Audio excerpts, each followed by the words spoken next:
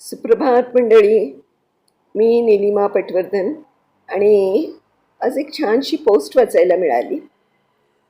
असं वाटलं की तुमच्या सगळ्यांच्या बरोबर शेअर करावी म्हणून वाचून दाखवते. शीर्षक आहे मोबाईल. पुणे बेंगलोर हायवेवरचा खंबाटकी घाट. या घाटातल्या एका तीव्र वळणावर जिथे नेहमी भीषण अपघात होतात तिथे जवळच झाडांच्या आडोशाला एका 55-60 वर्षाच्या म्हाताऱ्याची झोपडी होती. त्याचं नाव दगडू. गावातले आणि हायवेवरून जाणारे लोक त्याला गिधाड म्हणजे व्हल्चर म्हणायचे. का? कारण जेव्हा जेव्हा त्या वळणावर अपघात व्हायचा, गाड्या दरीत कोसळायच्या किंवा पलटी व्हायच्या, तेव्हा हा दगडू सर्वात आधी तिथे जाऊन धडकायचा. तो रक्ताच्या थारोळ्यात पडलेल्या लोकांच्या खिशात हात घालायचा, त्यांचे मोबाईल आणि पाकिट काढायचा आणि कोणाला काहीही न सांगता, मदतीला न थांबता तिथून आपल्या झोपडीत पळून जायचा. पोलीस यायचे, बॉडी न्यायचे, पण नातेवाईक तक्रार करायचे. बॉडी तर मिळाली, पण यांच्या गळ्यातली चेन नाहीये, मोबाईल नाहीये. नक्कीच त्या गिधाड दगडून चोरलं असणार. पोलिसांनी दगडूला अनेकदा पकडलं, मारलं. ए म्हाताऱ्या, लोकांच्या मुर्द्यावरचं लोणी खातोस का? मेल्यावर तरी सोड त्यांना. पण दगडू कधीच काही बोलला नाही. तो मार खायचा, पण चोरी कबूल करत नसायचा आणि पुराव्याअभावी सुटायचा. समाजाच्या नजरेत तो एक नीच आणि मुडदे चोरणारा माणूस होता. एक पावसाळी रात्रीचे 2 वाजले होते. घाटात दाट धुकं होतं. एक इनोव्हा कार सुसाट वेगानं आली आणि वळण न दिसल्यानं ती थेट 50 फूट खाली दरीत कोसळली. गाडीचा चक्काचूर झाला. या गाडीत इन्स्पेक्टर साळवी यांचा 24 वर्षांचा एकुलता एक मुलगा रोहन आणि त्याचे मित्र होते. रोहन ड्रायव्हिंग सीटवर होता. तो गंभीर जखमी झाला होता, पण त्याचा श्वास चालू होता. नेहमीप्रमाणे दगडू तिथे पोचला. त्यांनी पाहिलं रोहन शेवटच्या घटका मोजतोय. दगडूनं रोहनच्या खिशात हात घातला, त्याचा आयफोन काढला. हे दृश्य वरून येणाऱ्या एका ट्रक ड्रायव्हरनं पाहिलं. त्यांनी पोलिसांना फोन केला. साहेब, अपघात झालाय आणि तो गिधाड दगडू पोराचा मोबाईल चोरून पळालाय. इन्स्पेक्टर साळवी आपल्या पूर्ण टीमसह घटनास्थळी पोचले. त्यांनी आपल्या मुलाचा मृतदेह पाहिला. त्यांचा आक्रोश गगनात मावेनासा झाला. तेव्हाच त्या ट्रक ड्रायव्हरनी सांगितलं, साहेब, त्या दगडूनं तुमच्या मुलाचा फोन चोरलाय. साळवींचा डोळा रागाने लाल झाला. आज त्या म्हाताऱ्याला जिवंत सोडणार नाही. माझ्या पोराचा जीव गेला आणि हा चोरी करतोय. साळवी आणि हवालदार लाठ्या घेऊन दगडूच्या झोपडीवर गेले. दगडू एका कोपऱ्यात बसला होता.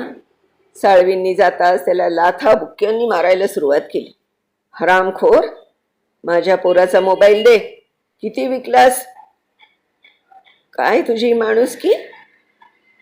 मुर्द्यांचे पैसे खातोस? दगडूला रक्ताची उलटी झाली, पण त्यांनी हात सोडले नाहीत. तो खुणेनं सांगत होता, मारू नका. साळवींनी झोपडीची झडती घ्यायला लावली. झोपडीच्या आतल्या खोलीचं कुलूप तोडलं आणि आतलं दृश्य बघून साळवी आणि पूर्ण पोलीस फोर्स जागीच थिजला. त्या छोट्याशा खोलीत लाकडी रॅकवर 300 ते 400 मोबाईल फोन्स ओळीनं मांडून ठेवले होते. त्यात नोकियाच्या साध्या डबड्या फोनपासून ते महागड्या आयफोनपर्यंत सगळे फोन होते. आणि महत्त्वाचं म्हणजे त्यातील बहुतेक फोन्स चार्जिंगला लावलेले होते. भिंतीवर जागोजागी इलेक्ट्रिक बोर्ड आणि प्लग होते. जर दगडू चोर असता तर त्याने ते फोन विकले असते. पण हे सगळे फोन इथे का आहेत आणि ते सुरू का आहेत? साळवींनी रागानं दगडूला विचारलं, हे काय दुकान म्हणलंय का? तेवढ्यात कोपऱ्यातून दगडूची 10 वर्षांची नात रडत रडत पुढे आली. ती साळवींच्या पाया पडली आणि म्हणाली, साहेब, माझ्या आजोबांना मारू नका, ते चोर नाहीत हो. साळवी ओरडले, मग हे फोन कशाला जमा केलेत? ती मुलगी रडत म्हणाली, साहेब 10 वर्षापूर्वी माझ्या बाबांचा याच वळणावर अपघात झाला होता. ते तडफडत होते. त्यांना शेवटचं आईशी बोलायचं होतं, पण आजोबांकडे फोन नव्हता आणि बाबांचा फोन लॉक होता. बाबा तडफडून वारले, पण त्यांना शेवटचा निरोप घरच्यांना देता आला नाही. त्या दिवशी आजोबांनी शपथ घेतली होती, जेव्हा कधी अपघात होतो आजोबा धावत जातात. ते पैसे किंवा दागिने नाही चोरत साहेब, ते फक्त मोबाईल शोधतात. मोबाईल घेऊन पळतात, कारण तिथे रेंज नसते.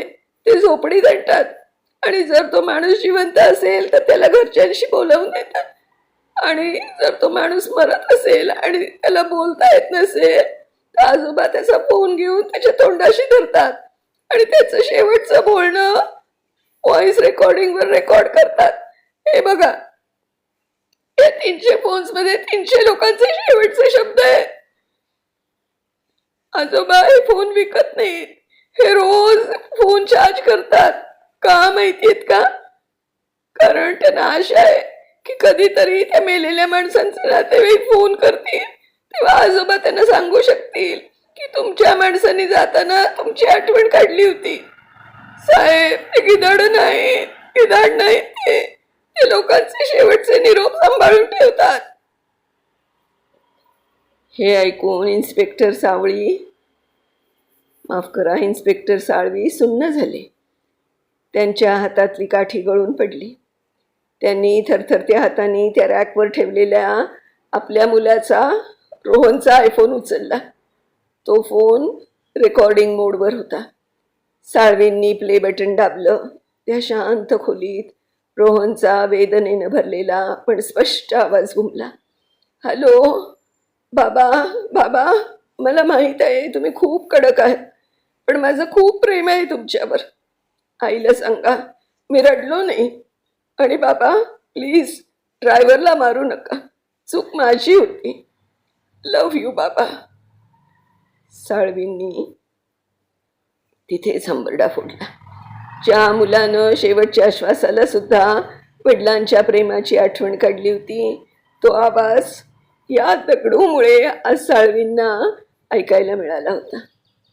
जर दगडूनं तो फोन आणला नसता, पोलीस स्टेशनच्या लॉकरमध्ये तो फोन डेड झाला असता आणि रोहनचे शेवटचे शब्द कायमचे मिटले असते. साळवी धावत दगडूच्या जवळ गेली. त्या रक्ताळलेल्या, मळक्या कपडे घातलेल्या त्या म्हाताऱ्याला त्यांनी छातीशी कवटाळलं. माफ करा बाबा, मी तुम्हाला चोर समजलो, पण तुम्ही तर देवाचं काम करत होतात. तुम्ही माझ्या पोराचा जीव नाही वाचवू शकलात, पण तुम्ही मला माझं आयुष्य परत दिलं. त्याचे हे शब्द आता मी मरेपर्यंत जपून ठेवीन. त्या दिवशी साळवींनी फक्त दगडूची माफी मागितली नाही, तर त्या 300 फोन्सच्या मालकांना शोधून त्यांचे फोन आणि त्यातील शेवटच्या आठवणी परत केल्या. ज्या दगडूला जग गिधाड म्हणत होतं, तो प्रत्यक्षात आत्म्यांचा रखवालदार होता. काही माणसं अशी काम करतात जी समजायला जगाची बुद्धी कमी पडते. कोणालाही चोर किंवा वाईट म्हणण्याआधी त्याची बाजू समजून घ्या. कधी कधी घाणेरड्या कपड्यातली माणसं सोन्यासारखं मन जपत असतात. माणुसकी अजूनही जिवंत आहे, फक्त ती आपल्याला ओळखता आली पाहिजे. मंडळी, खूप सुंदर पोस्ट आहे, खूप टचिंग आहे. कोणी लिहिली आहे माहिती नाही, पोस्ट खाली कोणाचं नाव नाही आहे, पण अतिशय सुंदर विचार आहे की खरंच आपण कोणालाही पटकन नावं ठेवतो.